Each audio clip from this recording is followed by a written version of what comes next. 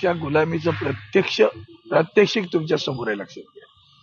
आणि म्हणून तुम्ही एक मुद्दा लक्षात घेतला पाहिजे याच्यामध्ये की सतत SIR असेल किंवा अन्य अनेक दुबार मतदार असेल, म्हणजे मध्यंतरी आमचे युवा नेते आदित्यजी ठाकरे यांनी राहुल गांधींच्या नंतर मुंबईमध्ये वरळीत दाखवून दिलं की मतदार यादी कशी आहे. हे कॅनेडोळा करायचा, वरून इशारा येत नाही ना, बरं तिकडे बोंबला काय करायचं ते करा. आता तर प्रत्येक प्रभागात मुंबईच्या 4 ते 6 हजार दुबार मतदार सापडत आहेत.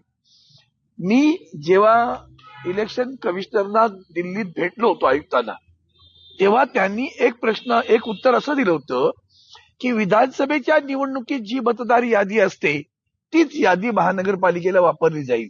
मग आता दुबार कुठून आली? मग दुबार कुठून आली? मग विधानसभेच्या मतदार यादीत होता का विषय? मग आता तुम्ही कोण हँडल करताय हे सगळं प्रकरण की धडाधड दुबार नावं यायला लागली, 25, 30 नावं यायला लागली, 100 वर्षावरच्या वयापेक्षाही अधिक लोकांची नावं यायला लागली. कोण आहे तुमचं? आणि दुसऱ्या बाजूला तुमचा हा जो BLO आहे त्याच्या आत्महत्यांची प्रकरणं पहा बरं, पण तुम्हाला कळेल किती घातकी प्रकार सुरू आहेत ते सगळे. आणि आज त्यांनी जे केलं, आज तुमच्या प्रश्नाकडे येतो ना, आधी हे महत्वाचं होतं म्हणून सांगितलं आवश्यक. आता या संदर्भात सुद्धा माननीय न्यायालयामध्ये केस दाखल होती, सर्वोच्च न्यायालयामध्ये. त्या केसमध्ये ते गवळी म्हणून ज्यांनी ती केस दाखल केली होती त्यांनी सातत्याने सांगितलं होतं की आरक्षणाची मर्यादा उल्लंघिली जाते. तुम्ही तारखा देत बसलात, इकडे निवडणूक जाहीर झाली, 2 तारखेला निवडणूक आहे, तुम्ही सांगत नाही. इलेक्शन कमिशन, सर्वोच्च न्यायालय पण सांगत नाही की थांबवा किंवा फक्त डोस देतो, आम्ही बंद करू, आम्ही निवडणूक घेऊ देणार नाही, आणि तारखा देत राहिलं. 25 तारीख तुम्ही दिली ना, 26 तारीख तुम्हीच दिली होती ना, त्या तारखेला सुद्धा तुम्ही काय म्हणालात? निवडणूक घेऊन जाऊ द्या, तुम्ही नाही रोखलं, आम्ही नंतर निकाल त्यांचा थांबवा. एवढं माननीय सर्वोच्च न्यायालय बोलतंय. आणि तिकडे निवडणूक आयोगाने आज महाराष्ट्रातील 731 नगर परिषदांमधल्या 731 प्रभागांच्या, प्रभाग म्हणण्यापेक्षा प्रत्यक्ष मतदार त्यांच्या निवडणुका त्यांनी थांबवल्या.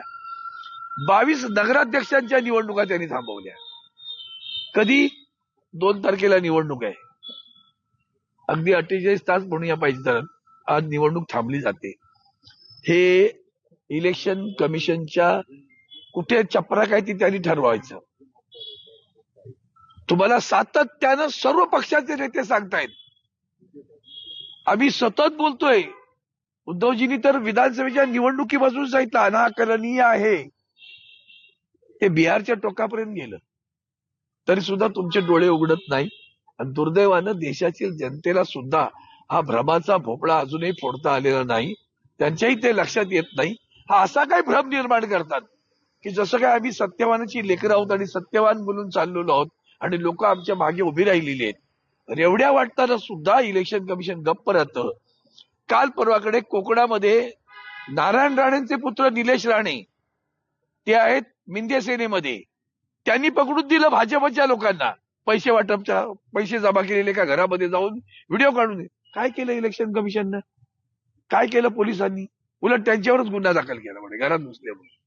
हे जे चाललंय त्याचा जितका निषेध करावा तितका थोडा आहे. म्हणूनच पुन्हा शेवटचं महत्वाचं, देशाची लोकशाही धोक्यात आहे आणि त्याची वाट अराजकाकडे चाललेली आहे. जर बघितलं मुख्यमंत्र्यांनंतर मृत्यू होत आहेत. तुमचा गंभीर आहे प्रश्न, खूपच गंभीर आहे. पण सकृतदर्शनी आज ते आत्महत्या आहेत, त्यावर इमिजिएटली भाष्य करणं, जर तुमच्या म्हटल्याप्रमाणे जर कधी घडलं असेल तर मग आज भट जेलमध्ये का आहेत त्याचं उत्तर मिळेल, लोयाचं काय झालं त्याचंही उत्तर मिळेल.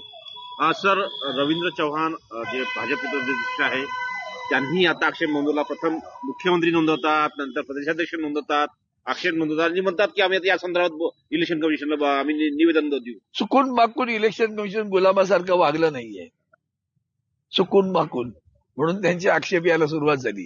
त्यांच्या इशाऱ्यावर ते नाचले असते तर मात्र ते काय चांगलं काम चाललंय, सगळं कायदेशीर सुरू आहे, बंधन व्यवस्थित, पैसे आले तरी ते त्यांचे नव्हते, ते कोणाच्या बँकेचे होते, कॅश येते. डिजिटल इंडिया बरं का, डिजिटल इंडिया, माननीय पंतप्रधानांच्या डिजिटल इंडियामध्ये लाखो रुपये एकेकाच्या घरात येतात आणि मंत्र्यांची सगळ्यांची वक्तव्य पहा. एक मंत्री म्हणाला निवडणुकीची आदल्या रात्र झोपू नका, लक्ष्मी दरवाज्यात येणार आहे असं म्हणतो. दुसरा म्हणतो किती पैसे चिक्कार पैशात माझ्याकडे लागतील तेवढा खर्च करा, तुम्ही चिंता नाही करायची. पैशाच्या गोष्टी जाहीरपणे बोलल्या जातात आणि इलेक्शन कमिशन गप्प आहे. म्हणूनच म्हणतो इलेक्शन कमिशन गुलाम आहे. पण सर एक प्रश्न असा आहे की इलेक्शन कमिशनच्या सुप्रीम कोर्टादरम्यान ज्या सुनावणीत खूप गोंधळ समोर आला तेव्हा इलेक्शन कमिशनच्या अधिकाऱ्यांनी मुंबईत दाखवलं म्हणे की तुषार मेहतांच्याच सल्ल्याने त्यांनी तशा प्रकारचा फॉर्म्युला बनवला होता आरक्षणाचा. अहो मुळात तेच आहेत ना, सांगतोय तुम्हाला. इलेक्शन कमिशन, न्यायालय व्यवस्था, भारतीय जनता पार्टी आणि एक तिसरी एजन्सी अशी एकत्र बसून ठरवतात हल्ली काय करायचंय ते.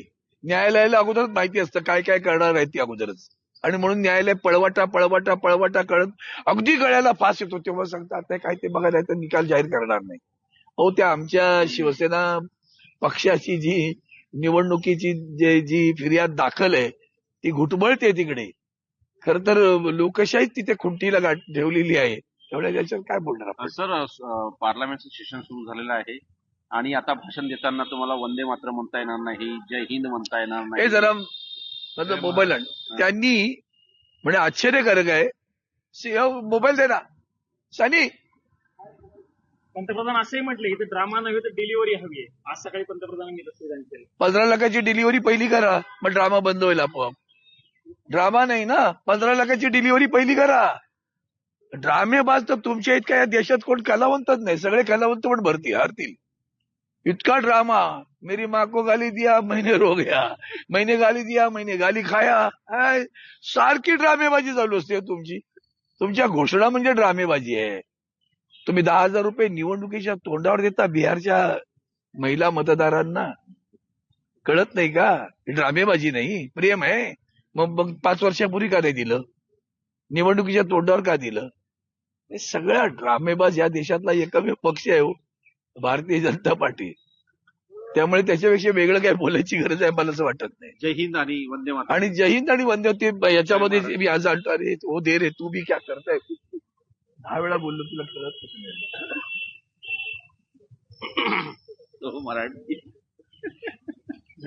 त्याच्या जी आचारसंहिता म्हणून एक बुकलेट येतं पार्लमेंटचं, बुलेटिन. त्या बुलेटिन मध्ये बुकलेट पण आहे त्याला, बुकलेट पण आहे आणि बुलेटिन पण आहे. त्या बुकलेटमध्ये सगळ्या आचारसंहिता कसं वागलं पाहिजे, कसं बोललं पाहिजे, त्यामध्ये त्यांनी थँक्यू, जय हिंद आणि वंदे मातरम हे शब्द भाषणामध्ये उद्धृत करता कामा नयेत असं त्या आचारसंहितेत म्हटलंय. इतकं आश्चर्यकारक आहे. इस देश में रहना होगा तो वंदे मातरम कहना होगा, हे म्हणणारी ही मंडळी बरं का. आणि हे सगळं काल आदरणीय उद्धवजींनी मुंबईमध्ये पत्रकार परिषद घेऊन याच्यावर हल्ला जेव्हा चढवला तेव्हा आज अशी माहिती मिळते की त्या बुकलेटमधून ते काढून टाकण्यात आलेलं आहे आता. आणि म्हणून हा खरं तर आदरणीय उद्धवजींनी त्यांचा विचार आणि त्याचा विजय असं मी समजतो. कारण उद्धवजींनी हे मांडलं नसतं तर आज केंद्र सरकारला हे माघार घ्यायला लागलं नसतं किंवा त्यांना ते काढून टाकता आलं नसतं, तसंच राहिलं असतं ते.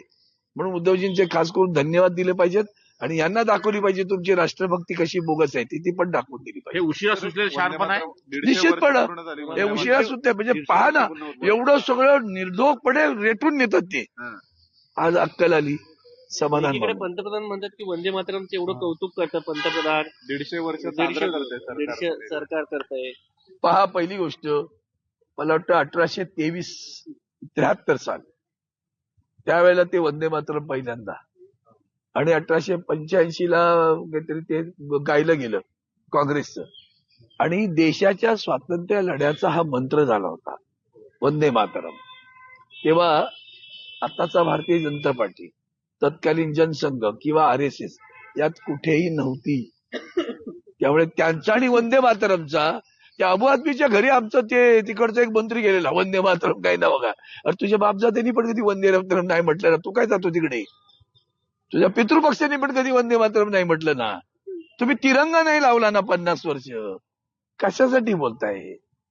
तर वंदे मातरम काय ना होगा, देश पे रहना होतं, काँग्रेस बोलले तर समजू शकतो आम्ही. धन्यवाद.